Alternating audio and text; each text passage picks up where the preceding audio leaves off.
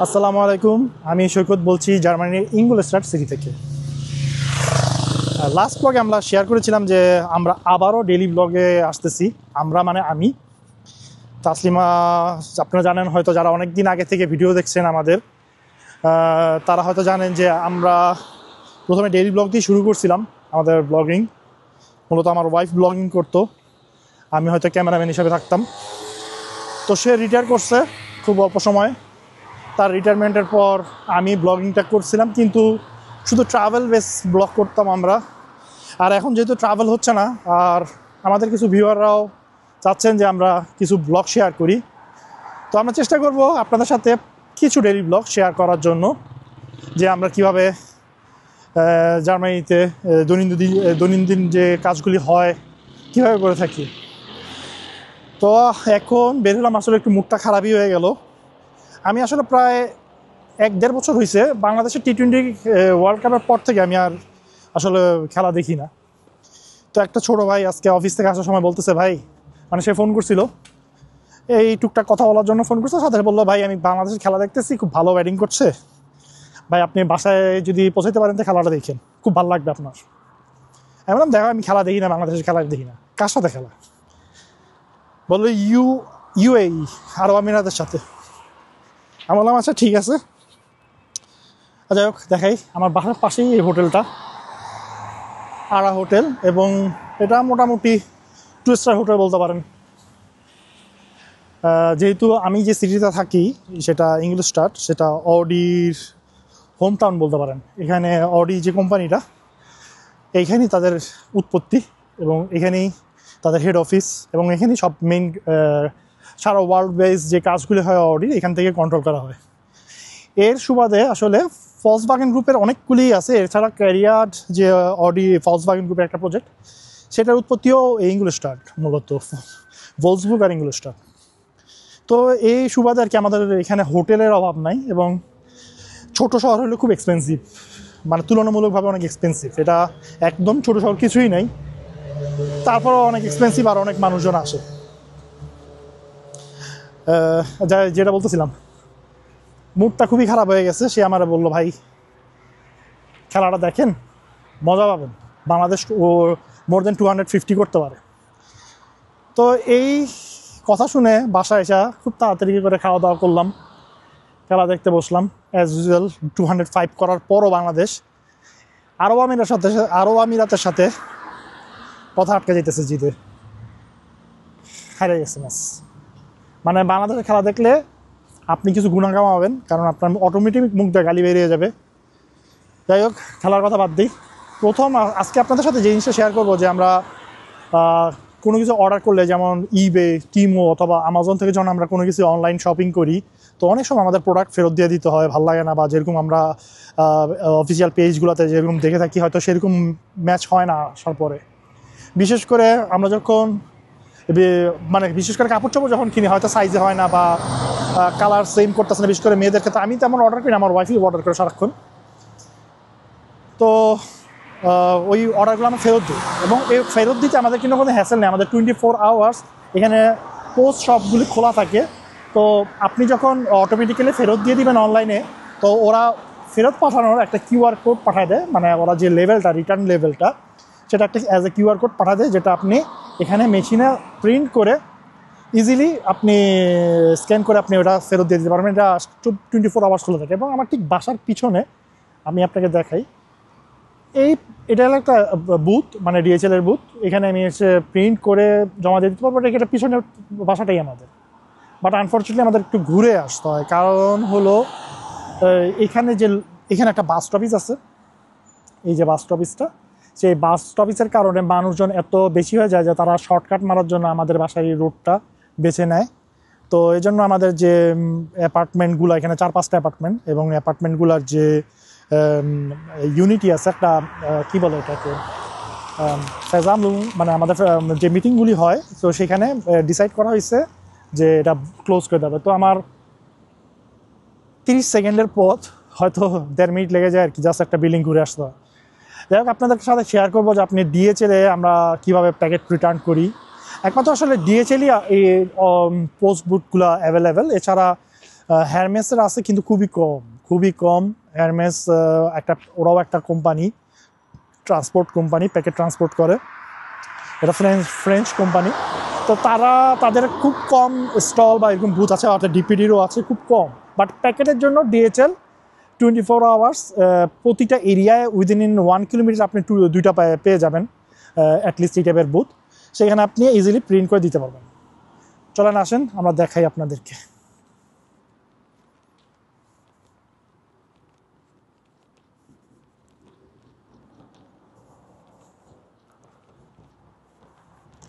তো এটা হলো ডিএচএল এর একটা বক্স এরকম। এখানে ক্যামেরাও লাগানো আছে এখানে, যাতে কেউ অনৈতিক কোনো কাজ না করতে পারে। তো আমরা করি কি, এখানে আসার পর আমাদের কাছে একটা কিউআর কোড পাঠিয়ে দেয়। সে কিউআর কোডটাকে নিয়ে আসছি নাকি। সো এরকম একটা কিউআর কোড, রিটার্ন কোড ওরা দিয়ে দিছে। এটা টিমোর থেকে অর্ডার করা। তো আমরা এখানে অপশন আসবো। এখানে অবশ্য ইংলিশ আপনাদেরকে দেখাতে পারি যে ইংলিশে আছে পিক আপ, ডিপোর্ট। আমরা জার্মান ভাষায় যাই, ইংলিশে যাই দরকার হলে। ডিপোর্ট মানে আমি পাঠাবো। তো আমাকে বলতেছে কিউআর কোডটা স্ক্যান করার জন্য। তো আমি এখানে স্ক্যান করব। ব্যাস, কিউআর কোড চলে আসছে, আমি কনফার্ম করলাম। এখন কিন্তু রাত 10টা বাজে প্রায়। তো এখানে লেভেলটা প্রিন্ট হয়ে আসছে। তো আমার প্যাকেটটাই নিচেই আছে, লেভেলটা আমি আমার প্যাকেটের যে কোনো এক জায়গায় লাগাই ফেলবো। লাগানোর পর ওরা আমার জিজ্ঞাসা করে যে আমি কি ফার্দার কোনো প্রিন্ট করতে চাই নাকি। বলবো no. Would you like to drop your shipment with the shipping level, yes. দেন ওরা আমাকে বলছে আমি কোন সাইজের বক্স চুজ করবো যেখানে আমারটা ফিট হবে। তো আমি বলবো এল। বলার সাথে সাথে এখানে একটা ব্লক খুলে গেল। খুলে যাওয়ার পর এটা আমি এখানে প্লেস করে দিব, ক্লোজ করব। তারপর আসবো এখানে deposit shipment. Would you like to deposit further, no. Are you registered by a service station, no. Then I would like to have the receipt by email, so I will put my email here.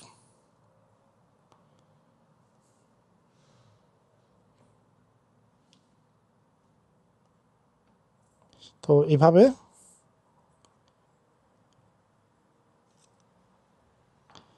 আমি email confirm করলাম, পাঠিয়ে দিলাম, ব্যাস শেষ। এইভাবে দেখলাম তো খুব সহজে আমি প্যাকেটটা জমা দিয়ে দিলাম। যাই হোক, এবার হাঁটতে যাই। আমি মূলত এই সন্ধ্যার সময় বের হই হাঁটার জন্য। একটা পাগল সে রং সাইড দিয়ে গাড়ি বের করে নিয়ে যাচ্ছে। যাই হোক, জার্মানিতে আসলে এইভাবে হুট করে যেখানে আপনি অ্যালাউ না, এখানে যেমন এইখান দিয়ে যাওয়াটা অ্যালাউ ছিল না। সে এখানে এই হোটেলের নিচে একটা বেটিং শপ আছে, যারা ওই যে ফুটবল ম্যাচে বেটিং টেটিং করে। তো ওইখান থেকেই কোনো পাগল মনে হয় হাইরা টাইরা বাইরেছে বা জিতে বাইরেছে মনে হয়, ও পালাই গেল ওইভাবে। যেটা বলতেছিলাম, এভাবে ইজিলি আপনি আপনার প্যাকেটস জমা দিয়ে দিতে পারেন। ইভেন আমি যদি রাত 2টা-1টার দিকেও আসি, সমস্যা নেই। আর যেটা বলছিলাম সেটা হলে আমি প্রতিদিন সন্ধ্যায় হাঁটতে বের হই বা জিমে যাই। জিমটা আসলে যাওয়াই হয় না, কারণ একা মোটিভেটেড হই না আমি কোনো সময় জিমে যাওয়ার জন্য। 1-2জন সাথে থাকলে হয়তো যাই। আর আমাদের এখানে অনেক মানুষই আছে যারা জিমে ভর্তি হচ্ছে। মানুষ মানে আমার কলিগরা আছে, আমার ফ্রেন্ডরা আছে। ফ্রেন্ডরা মানে একটা ফ্রেন্ডই আছে এখানে। আর কিছু পরিচিত বাঙালিও আছে যারা ভর্তি হয়েছে, কিন্তু কেউই যায় না। লাস্ট 6 মান্থসে মনে হয় 6-7 বার যাওয়া হয়েছে নাকি সন্দেহ হয়েছে। আর বাবু হয়ে যাওয়ার পর তো আমরা বেরই হই না। যাই হোক, আমার হাঁটার মূল কারণ হলো আমার ডায়াবেটিস। 2 years ব্যাক ডায়াগনাইজ হয়েছে যে আমার ডায়াবেটিস, ইভেন টাইপ 2। এটা খুব একটা বেশি ছিল না প্রথম, কিন্তু যেহেতু আমরা মাছে ভাতে বাঙালি আর কি, মাছ তো খাই না তেমন, তাও ভাতে বাঙালি বলতে পারেন। ভাত খাইতে খাইতে আর হাঁটাহাঁটি না করতে করতে ডায়াবেটিসের লেভেলটা গেছে বেড়ে।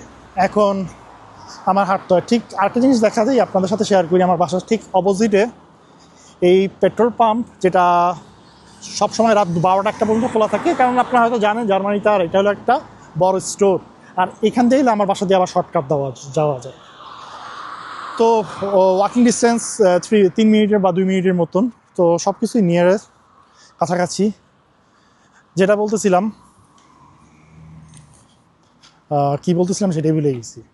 যাই হোক, কন্টেন্ট ছাড়া আসলে যা হয় আর কি। আমাদের এখানে আর কি যা হাঁটতে বেরোই, সে ডায়াবেটিস লেভেলটা অনেক বেড়ে গেছে। তাই আমার তো হাঁটা এখন প্রায় ফ্লিস্ট হয়ে গেছে, মানে আমার বাধ্যতামূলক হয়ে গেছে।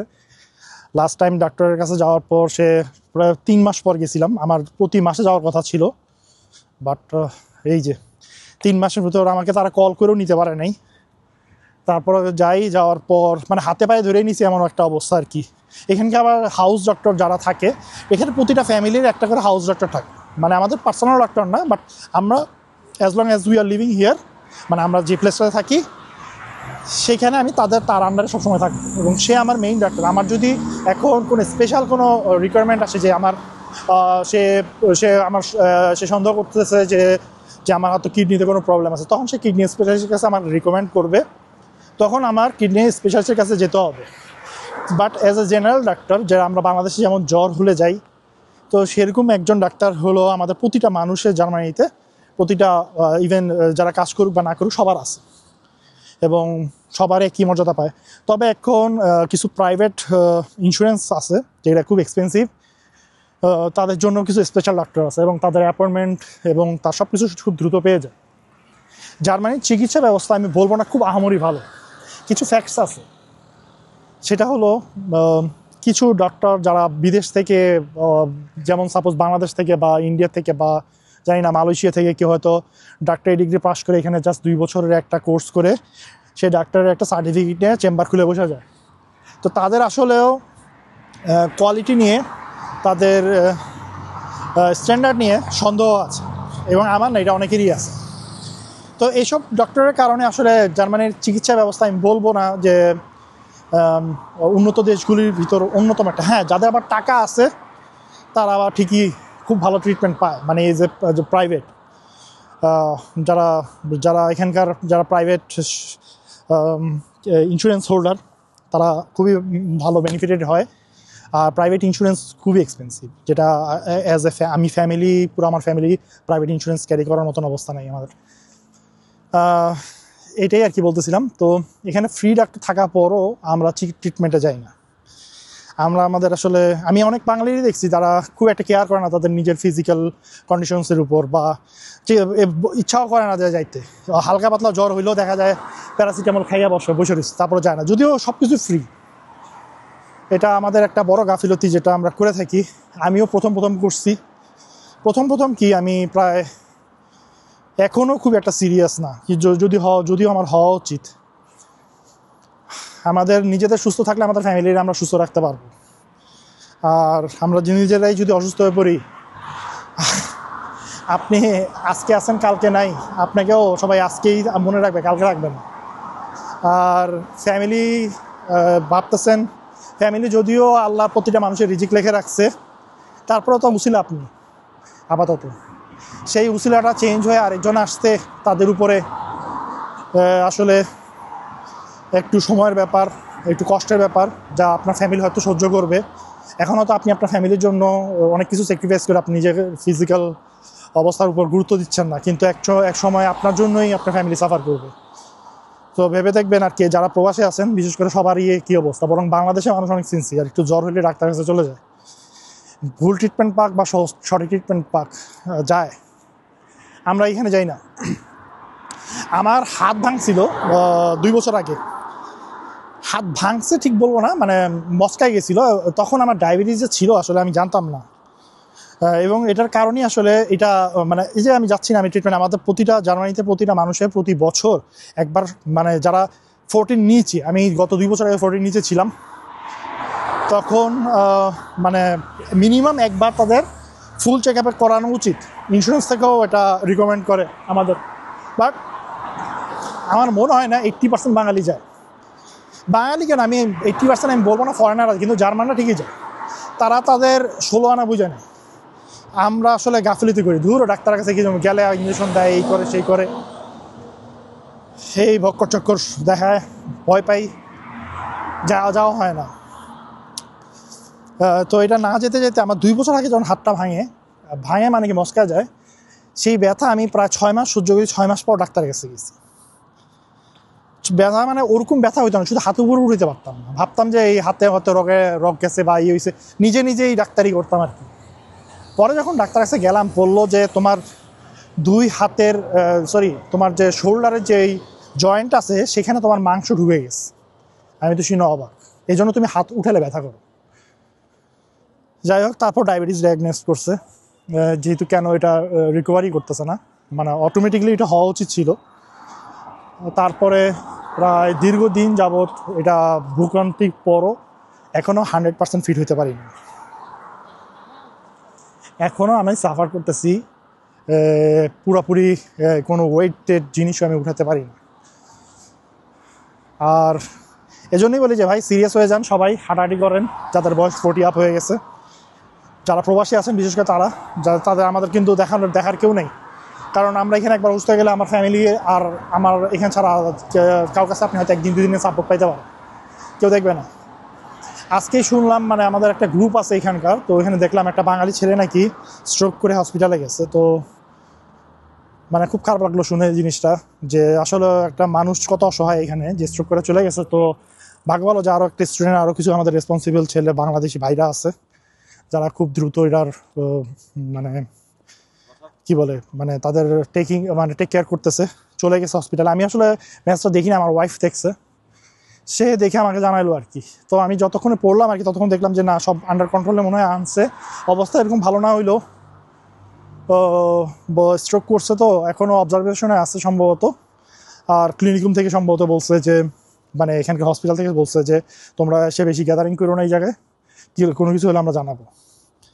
তো এখানে মানুষ আসলে অনেক অসহায়, এই বিশেষ করে প্রবাসীরা, এখানে না সব জায়গায় যারা বিদেশে আছে। তবে কিছু কিছু দেশ আছে একটু এক্সেপশন বলতে পারবো, যেমন লন্ডনে হিউজ বাংলাদেশি কমিউনিটি, অনেক বড়।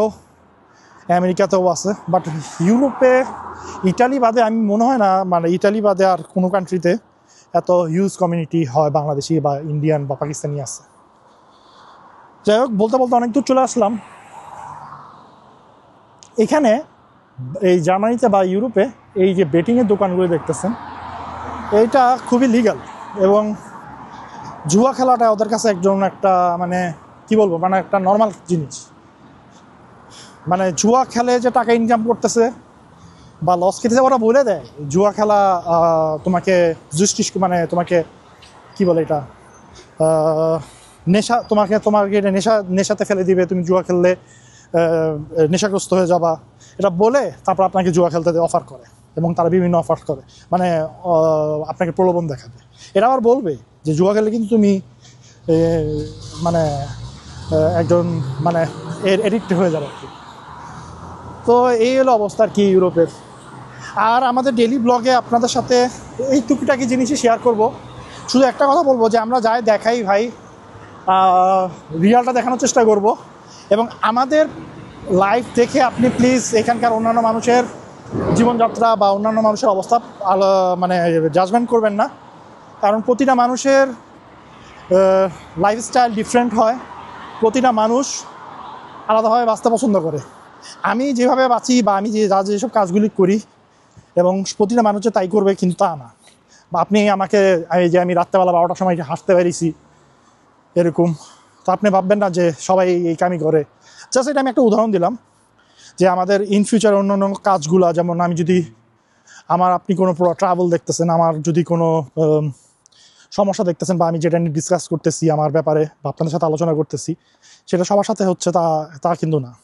বা আমার লাইফ স্টাইল যদি দেখে ভাবেন যে এ তো কোনো টাকা পয়সা নাই, এ তো আদমি একজন মিডল ক্লাস। আমি আপনাদেরকে এখানে জার্মান একদম মিডল ক্লাস একটা মানুষ কীভাবে সার্ভাইভ তো না বলবো না, এখানে কোনো মানুষই ও তো সার্ভাইভ করে না, মোটামুটি সবাই অবস্থায় ভালো, খাইয়ে পেরে থাকতে পারে আর কি, দিন আনে দিন খায়। তো সেরকম একটা ফ্যামিলি আমরা। তো আমাদের জীবনটা কীভাবে যাচ্ছে, আমরা কীভাবে স্পেন্ড করতেছি সব কিছু, সেটাই আপনাদের সাথে তুলে ধরবো আর কি। আর ডেইলি বেসিস তো না করলেও আপনারা ইনশাল্লাহ আমাদেরকে দেখতে পারবেন আস্তে আস্তে। ক্যামেরা তো কিনছি, সেই ক্যামেরাতে যদি ভিডিও না হয় তাহলে লাভটা কি? ক্যামেরাটা কেনার পিছনে মানে ক্যামেরাটা কিনা মনে হয় আমার পক্ষে আল্লাহ লিখে রাখছিল যে ক্যামেরাটা কিন, তাই কিনে ফেললাম। আর ভিডিও করে মজা লাগে। আমি আসলে ভিডিওর সাথে সাথে অনেক স্টিল পিকচারও তুলি, একসময় আপনার সাথে শেয়ার করব। যদিও স্টিল পিকচার তোলার জন্য এই ক্যামেরাটা আসলে খুব একটা যায় না, কারণ জুমিং অপশনগুলো বা লেন্স আছে আমার কাছে কিছু, কিন্তু তারপরও স্টিল পিকচারের জন্য আমার মনে হয় ডিএসএলআর টাইপের ক্যামেরাই ভালো।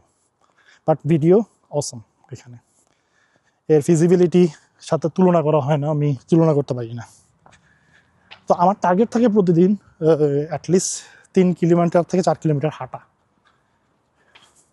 আর আপনার সাথে ব্লগ করতে করতে হাঁটবো ইনশাল্লাহ, আপনারাও সাপোর্ট করবেন, অনেক সুন্দর হাঁটতে পারবো। তো আজকের ব্লগটা আমি একটু পরে এখানে শেষ করবো। আমি একটু জোরে জোরে হাঁটাহাঁটি শুরু করব, আপনাদের সাথে ইনশাল্লাহ আরও ভালো কন্টেন্ট নিয়ে আসবো। আপনারা যদি কমেন্ট করেন, শেয়ার করেন আপনাদের কে কোথায় আছেন, আপনাদের কোনো ইনফরমেশন, কোনো ডিসকাশনে যদি আপনারা আসতে চান, আসবো ইনশাল্লাহ। সবাই ভালো থাকবেন, সুস্থ থাকবেন, আল্লাহ হাফেজ।